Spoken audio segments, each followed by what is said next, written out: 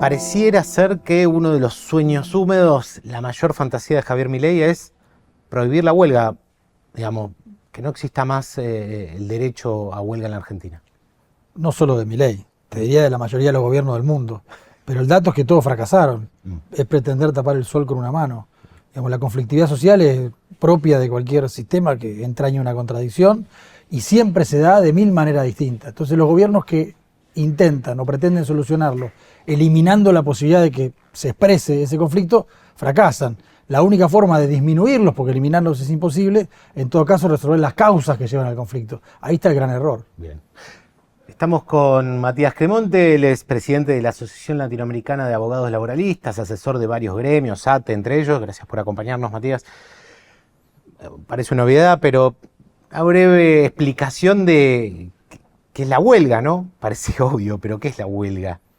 Bueno, la huelga es tan obvia que hasta no tiene definición. Sí. La definición de huelga es todo aquello que se exprese y se practique y se entienda como tal. Pero es evidente, es la expresión de una manifestación, el ejercicio de la libertad de expresión, el ejercicio del derecho a la protesta contra, normalmente, empleadores, pero también se da contra un plan económico, contra gobiernos, en fin, es una gran cantidad de cosas. Lo cierto es que lo único que está regulado de manera restrictiva en Argentina es la huelga en los servicios esenciales, hace muchos años, que están definidos, y en esto nuestra legislación sigue al Comité de Libertad Sindical de la OIT, que es mundial y unánimemente la autoridad en la materia. Es como la ONU, pero digamos... De hecho pertenece a la ONU, claro. Y es, por supuesto, vinculado al mundo del trabajo, y tiene establecido que servicio esencial es todo aquello cuya interrupción pueda poner en peligro la vida, la salud o la seguridad de la población. Nada más que eso. Y nuestra ley define o definía hasta la de modificación que hizo el decreto publicado ayer en el Boletín Oficial, que son los servicios sanitarios y hospitalarios, la producción y distribución de agua potable, de gas, de energía eléctrica y el control del tráfico aéreo. Nada más puede ser considerado esencial y nada más entonces puede conllevar una restricción al ejercicio del derecho de huelga. Restricción que no es prohibición, porque en esos sectores también se puede hacer huelga, simplemente las partes deben garantizar un servicio mínimo, una guardia, por cualquier situación de emergencia. Claro, o sea, los trabajadores del control aéreo tienen que dejar una guardia mínima, los médicos tienen que dejar una guardia mínima, porque obviamente hay cuestiones de emergencia, de urgencia que cubrir ahí, y como decías, pueden poner en riesgo, digamos, la vida, la salud, la integridad. Ahora, Milei lo que hizo fue extenderlo casi a todos los trabajadores, ¿no?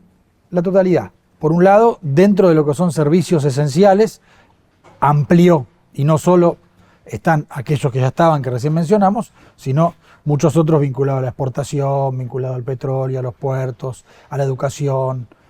Pero lo grave es que en esos casos ya le impone cuál debe ser el servicio mínimo que deben garantizar en caso de huelgas. Por lo menos un 75%. Todo. Una prohibición. Claro. O sea, ¿qué huelga puede ser eficaz solo llevada a cabo por el 25% de sus trabajadores o paralizando el 25% del servicio? Pero además legisla sobre una nueva categoría que se llaman los servicios de importancia trascendental, que ya existen, existían de antes, no es que lo inventan como categoría, pero era imposible legislar sobre eso. ¿Por qué? Porque servicios de importancia trascendental son algunos en determinadas circunstancias. Tal vez por el paso del tiempo puede ser un servicio esencial, la recolección de residuos, si después de un mes no se levantan, y entonces puede generar enfermedades, o situaciones muy puntuales. Ninguna actividad per se es de importancia trascendental, nadie los puede definir. Bueno, en este decreto se definen y se detallan una serie de actividades a las cuales se le fija el 50% que obligatoriamente deben prestar servicios en caso de huelgas. Bien, vos mencionabas antes, bueno, hospitales, control aéreo. ¿Qué sumaron ahora? Y los más ridículos que hayan sumado. En servicios de importancia trascendental, bueno, muchos son irrisorios, ¿no? Porque no solo la industria alimenticia, que todas son importantes, sí, claro, pero ninguna puede poner en riesgo la salud, la vida o la seguridad de la población, ¿no? Toda la vinculada a las exportaciones, la producción de granos. Bueno, generar divisas para este gobierno probablemente sea trascendental. De hecho, lo puso en un inciso y dijo, todo aquello que pueda afectar la política fiscal del gobierno tendiente a el equilibrio fiscal.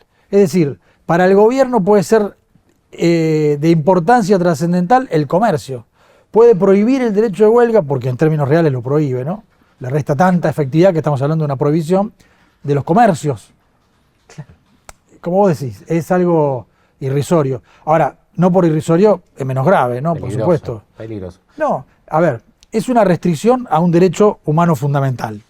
Y como tal, no es que no admiten restricción los derechos, de hecho existía, como decía recién, los servicios esenciales estrictamente considerados tales, pero esa restricción no puede ser tal que sea irrazonable y termine impidiendo el ejercicio de ese derecho. Por eso decía, incluso en la salud, en el control del tráfico aéreo, en el agua, el gas y la energía, se permite la huelga solo con la garantía de un servicio mínimo. Claro.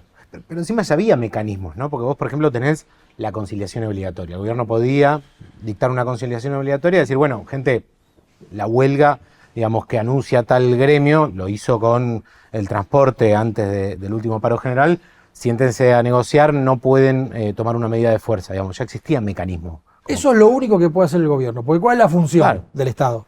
Tratar de que un conflicto, por eso antes decíamos, es imposible pensar que se pueda anular el conflicto social, ¿no? Pero teniendo en cuenta que existen, lo que el gobierno debe hacer, los estados en general, son encauzarlo. ¿Qué es encauzarlo? Poner una mesa a disposición de las partes, citarlos y tratar de que lleguen a un acuerdo. Eso es la conciliación obligatoria. Están obligados a sentarse acá e intentar llegar a un acuerdo. Ahora no están obligados a llegar a un acuerdo, por eso después de esos 15 días que dura el levantamiento de las medidas cuando se dicta una conciliación obligatoria, las partes pueden volver a un conflicto. Y ahí es donde aparece la restricción en los servicios esenciales. Puede hacerse en cualquier circunstancia una huelga garantizando una guardia mínima. Bueno, ahora no. Por lo menos esa es la finalidad de este decreto. O sea, el espíritu de nuestros estados concebidos bajo una mirada liberal, hace ya 200 años, es que el Estado medie entre partes y que de alguna manera arbitre entre, digamos, partes en conflicto. Acá lo que hace el gobierno es directamente no mediar, no arbitrar, sino decir, vos no podés parar, vos no podés hacer tal cuestión, digamos, lo menos liberal. Con dos paradojas. Existe, ¿no? La primera, vinculado a lo menos liberal que existe, es esto, es que es un gobierno que está desregulando toda la actividad económica. Ahora, en el caso de la huelga, es decir, de un derecho de trabajadores, regula y en exceso, tanto que termina limitando o restringiendo el derecho. Y la otra es que no hay ninguna circunstancia. Hay cuestiones que pueden estar en discusión, y vinculado al mundo del trabajo, ¿no? Y uno puede decir, yo no estoy de acuerdo con que se regule tal cosa, pero otro puede decir, es necesario. En materia de huelga en servicios esenciales, nunca hubo en nuestro país una situación en la cual se haya puesto en peligro la vida, la salud o la seguridad de la población. Nunca fue noticia que se haya que un hospital no haya atendido a alguien, que haya chocado un avión en el marco de una huelga, ¿no? O que alguien no haya llevado el acceso al agua potable o la energía. Digamos, no existe. No es un problema que merezca ser atendido, no es un debate que tenga antecedentes que valgan la pena como para generar una norma. Es todo lo contrario.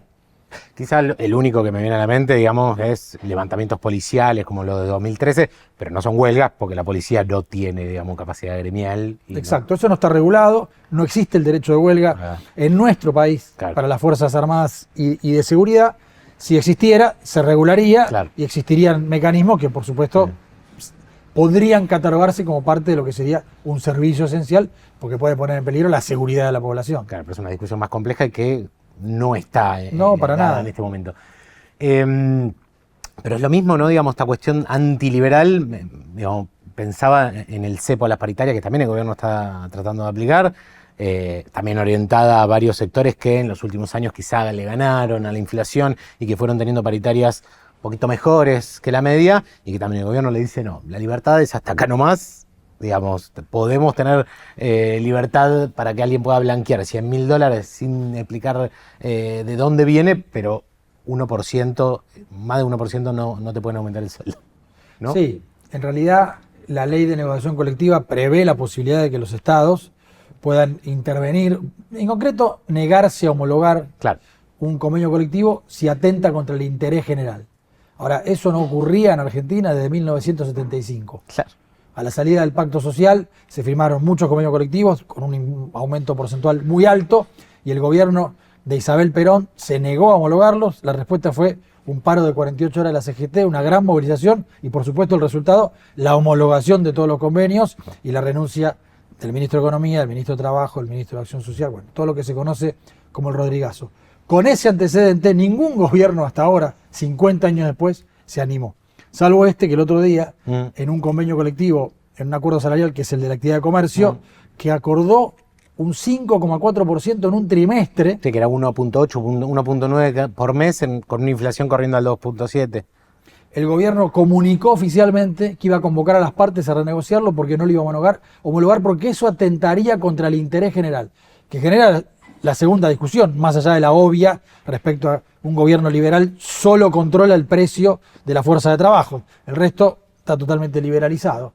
Pero otra cuestión es la política de ingresos de este gobierno, porque ni siquiera plantea que los aumentos salariales acompañen la inflación, mucho menos que la superen, que podría ser una política virtuosa, llamémosla, sino que deben ir por debajo de sus propios niveles de inflación. Es decir, en su política y sus objetivos económicos está la reducción, la caída del salario real y de los ingresos. Bien, entonces si el ancla inflacionaria que el gobierno utiliza es los salarios, si el gobierno de alguna manera con este decreto reconoce a los trabajadores como esenciales, digamos, si bien todo el tiempo se menoscaba el rol del trabajo y se enaltece el rol del empresariado, que está muy bien, pero digamos, con este decreto lo que se hace es, se reconoce la esencialidad de los trabajadores en la actividad. Digamos, ¿cómo resumirías la política de Milei respecto de lo laboral? Digamos, ¿es un gobierno liberal en términos laborales? Digamos, vos estudiás estas cuestiones. ¿Cómo lo resumirías? El liberalismo económico, el liberalismo clásico, es el del siglo XIX, mitad del siglo XX, un poco menos. Es decir, antes de que la política económica se sustente en la intervención del Estado, en las relaciones económicas en general, en particular en la relación capital-trabajo, creando un derecho social, legalizando la existencia de los sindicatos, legalizando la negociación colectiva y la huelga como mecanismos de progreso social, creando la justicia del trabajo. Un gobierno con una política liberal o neoliberal, como la llamamos, como es este sin duda, pero muchos otros que los hubo acá y hay en el mundo, lo que pretende, su objetivo, su programa, es volver al momento histórico en el cual no existía nada de eso. Es decir, volver a la relación individual, si se quiere, entre la persona que trabaja y el empresario y el empleador, y por supuesto sin el Estado interviniendo en esas relaciones, que es una falacia. Si el Estado no interviene en una relación que es desigual, en realidad está interviniendo en favor del más fuerte. Claro. Ahora, estamos hablando de principios del siglo XX, fines del siglo XIX. ¿Cómo se resolvían las cuestiones en ese momento? Porque no es que digamos, el trabajador se quedaba tranquilo, manso, en un momento estallaba, se pudría todo, metían unos bombazos, no es que era gratuito. No, la conflictividad social del siglo XIX, digamos, claro, es el siglo de las luchas sociales, ¿no? Y de hecho... la intervención estatal, de alguna manera, les reasegura cierta tranquilidad y capacidad a las inversiones, al empresariado, no es que solo regla a favor del trabajador, ¿no? Eso es la ambivalencia del derecho del trabajo. Por un lado es un derecho conquistado por los trabajadores, pero por otro lado es un derecho que asegura la existencia del capitalismo y encausa la conflictividad social dentro de los márgenes del capitalismo. Fue el triunfo del reformismo frente a la revolución. Fue decir, dejamos de lado el objetivo de destruir el capitalismo, dijo el movimiento obrero en determinado momento histórico, y aceptamos desenvolvernos dentro del sistema capitalista con una condición: que progresivamente avancemos hasta llegar a un mundo con justicia social y un mundo más justo. Eso no ocurrió. Claro, con el diario del lunes, podíamos decir, el reformismo fue un error y habría que seguir luchando por la revolución, ¿no? Pero bueno, hay que retroceder 100 años en esos debates. Pero no está mal retrotraer la situación, porque en definitiva, si el capital lo que plantea es no tenés más derecho a huelga, y la huelga fue una conquista a cambio de reconocer el capitalismo, el movimiento obrero, la clase trabajadora pudiera decir, entonces no reconozco más este sistema. Claro, digamos, ese anarcocapitalismo que se reivindica hoy, que se mira como espejo en esa época, fines del siglo XIX, principio del XX, la respuesta que tenía era anarcosindicalismo. Entonces se pudre todo, ¿no? Digamos, porque, y probablemente estemos hablando hoy con las fuerzas que pueden llegar a tener algunos sectores que pueden llegar supongamos, estamos haciendo una fantasía, una ucronía, digamos, de esa fuerza que pueden llegar a tener quienes puedan llegar hoy, mirarse en ese espejo de anarcosindical, puede llegar a ser un desastre. Bueno, lo que pasa es que se dan unos momentos en unas relaciones de fuerza muy distintas a las que había en ese momento. Es un ridículo, ¿no? Lo que estamos planteando, porque la verdad es que pero no. más allá a mí me parece válido el ejemplo porque tiene que ver con el momento histórico y con lo que se debate, pero digo, en ese momento la paridad de fuerzas que había entre el capital y el trabajo fue lo que llegó a eso. Todas las metáforas que explican ese momento histórico hablan de una tregua, de una paz armada, de fijar un momento en el cual ninguno de los ejércitos podía imponerse sobre el otro, y entonces dice, bueno, hasta acá llegamos, dejémoslo escrito y acordemos esta forma de seguir. Es decir, no es descabellado plantearlo así. De hecho, Warren Buffett, uno de los multimillonarios más grandes, más millonarios del mundo, planteó hace no muchos años una frase muy literal, ¿no? Que dice, bueno, la lucha de clases existe, pero es la mía, la de los ricos, la que la declaró y la que la va ganando. Claro. Otra cuestión también que tiene algunas relaciones, vínculos históricos, pero y también va a parecer una obviedad. No quiero que sientas que son estupideces las que te estoy preguntando, pero son estupideces las que escuchamos y está bueno por ahí darle un poco de claridad. El presidente dijo que si hay alguien que explota en esa relación laboral es el trabajador al empresario. Le compra dinero con su tiempo. Perdón que te pregunte algo tan ridículo, pero ¿por qué no es así? ¿O qué es lo que estaba tratando de explicar el presidente, si es que te animás a tratar de interpretarlo, traducirlo? Un abogado amigo, por supuesto laboralista y defensor de trabajadores, plantea, sí, se puede plantear de esa manera, tan ridícula, pero dice, el problema entonces es que te estoy comprando el dinero muy caro. Me cuesta mucha fuerza de trabajo tu dinero, ¿no? Claro. En definitiva, la discusión termina siendo la misma. Pero es un absurdo absoluto, ¿no? Porque lo que las personas que trabajan no tienen otra forma que sobrevivir, que vender su fuerza de trabajo, y dependen de otro que la compre. El mercado de trabajo efectivamente existe. El trabajo es una mercancía, aunque las encíclicas papales, las leyes, las constituciones y los convenios de la OIT digan que no lo son, se compran y se vende. La fuerza de trabajo se compra y se vende en un mercado que es el mercado de trabajo. Polanyi decía, es la institución más poderosa del sistema capitalista, el mercado de trabajo. Sin ese mercado no existiría el capitalismo. El problema es que la fuerza de trabajo hace muchas décadas que se vende por debajo de su valor, porque la fuerza de trabajo tiene un valor. Y nuestra Constitución, nuestra ley de contrato de trabajo, establece cuál es el valor de la fuerza de trabajo. Que es el artículo 14.6, supongo, ¿no? El artículo 14.6 por un lado, y el artículo 116 de la ley de contrato de trabajo, que dice que el salario mínimo vital debe asegurar alimentación adecuada, vivienda digna, vestimenta, transporte, esparcimiento, vacaciones, previsión.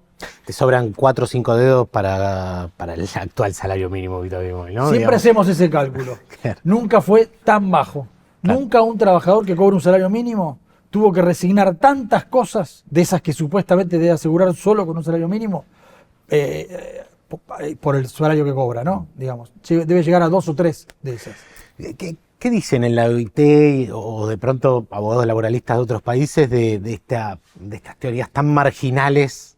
Dijimos ridículas antes, marginales, ¿no? ¿Son en el mundo? Digamos, sí, expresadas de esta manera son marginales. Los objetivos no son marginales. Está bien, pueden llegar a, con eufemismos, tratar de plantear objetivos similares, pero aunque sea esos eufemismos como se plantean, no con el nivel de precariedad pero, ¿no? que expresa el presidente de la nación. Dejado de lado lo ridículo del personaje, Sí. Hay mucha preocupación. Porque lo que pasa en un país suele replicarse en otro, si tiene éxito en sus términos. Y Argentina, con sus luces y sus sombras, tiene un movimiento obrero que es muy particular, o sea, particularmente fuerte y presente. El nivel de sindicalización que hay en este país no hay en muchos lugares, no solo de América Latina, sino del mundo. Sí. La existencia de delegados de base es una figura muy, muy particular. La existencia de convenios colectivos de toda una actividad, una rama de actividad en el mundo y en América Latina son por empresa, expresando una debilidad muy fuerte. Entonces, se mira a Argentina como un modelo que resistió a muchas reformas laborales. Recordemos la del 2017-18 de Macri, no pasó. por la resistencia del movimiento obrero y por la movilización social. Se mira con mucha atención, como diciendo, si esto pasa en Argentina, ¿qué nos queda a nosotros? ¿Y la justicia laboral qué crees? Porque seguro que ya hay cautelares y que las va a haber, me comentabas que van a presentar desde algunos de los gremios que asesorás, digamos, ¿qué va a ser la justicia laboral? Porque también entiendo que de alguna manera, si convalida esto, firma su propia, ¿no? Defunción, certificado de función, porque ¿qué rol va a cumplir la justicia laboral si de pronto es el gobierno el que por decreto resuelve Sí. las... Más allá de esas valoraciones, solo desde el punto de vista jurídico, este decreto no resiste el menor análisis. Primero por la forma, digamos, no, un decreto, no hay necesidad de urgencia para reglamentar el derecho de huelga y además el Congreso Nacional está funcionando, sesiona de manera ordinaria, nada habilita que el Poder Ejecutivo argumente una urgencia para legislar, porque recordemos que la Constitución Nacional prohíbe al presidente de la Nación legislar, solo en circunstancias muy extraordinarias. Es una facultad que tiene el Congreso de la Nación.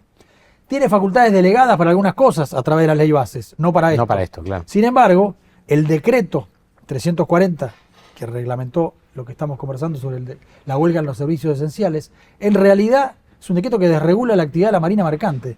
Y en un artículo, ahí perdido por la ventana, pudiéramos decir, reglamenta todo el artículo de la ley laboral, de una ley de 2004, que establecía cómo deben canalizarse los conflictos colectivos en los servicios esenciales. Es un reconocimiento de que no tiene facultades delegadas para eso y por lo tanto lo mete dentro de otro decreto que desregula una actividad puntual. Por lo tanto se cae. Por lo tanto se cae. Por eso y por el fondo, porque es una reglamentación irrazonable que restringe el ejercicio de un derecho fundamental y entonces creo que más temprano que tarde, muy temprano diría yo, o sea, en días o en horas, tienen que empezar a aparecer las sentencias judiciales, las medidas cautelares que declaren la inconstitucionalidad de este decreto o suspendan sus efectos hasta que haya una sentencia definitiva, porque insisto, ¿no? Desde el punto de vista del derecho no resiste demasiado análisis. Y por último, si no resiste demasiado análisis, pero me imagino yo que alguien pensante dentro del gobierno que debe haber, puede haber tenido en cuenta que esto iba a caer en la justicia, ¿cuál es el objetivo? Una reforma laboral como proyecto ya en el Congreso y esto una suerte de avanzada, un intento por instalar la cuestión. ¿Qué opinas? Primero es un reintento, ¿no? Porque esto se ve incluido en el DNU 7023, sí, que fue declarado inconstitucional, pero es exactamente esta reglamentación de la huelga en los servicios esenciales estaba incluida en aquel decreto. Luego se intentó en la ley bases y también se fracasó y ahora sería un tercer intento. Pueden tener presente, pueden prever que fracase, pero no dejan de plantearlo hasta que pase. Que lo hagan 3 días después o 4 de una elección que les dio cierto triunfo local en la ciudad de Buenos Aires, por ahí les hace presuponer que van a poder influir sobre todo en los jueces, ¿no? Porque no creo que piensen que esto se vaya a resolver en un debate social, ¿no? Esto tiene que ver, o legislativo. Esto se va a resolver en estos días en el Poder Judicial. Y la Justicia Nacional del Trabajo, creo que no hay forma de que acepte, que deje pasar esta regulación inconstitucional del derecho de huelga. Bien. Gracias por este tiempo, por aclararnos un poco la cuestión, Matías. Y esperemos que pronto alguien tome alguna decisión. La justicia, e incluso veremos si el Congreso que responde si hay un proyecto. Sin olvidar el propio ejercicio del derecho de huelga de las centrales sindicales que podrían responder a este decreto, ejerciendo el derecho de huelga, contra un decreto que les restringe ese derecho. No estaría mal. Muy bien, gracias. Gracias a vos.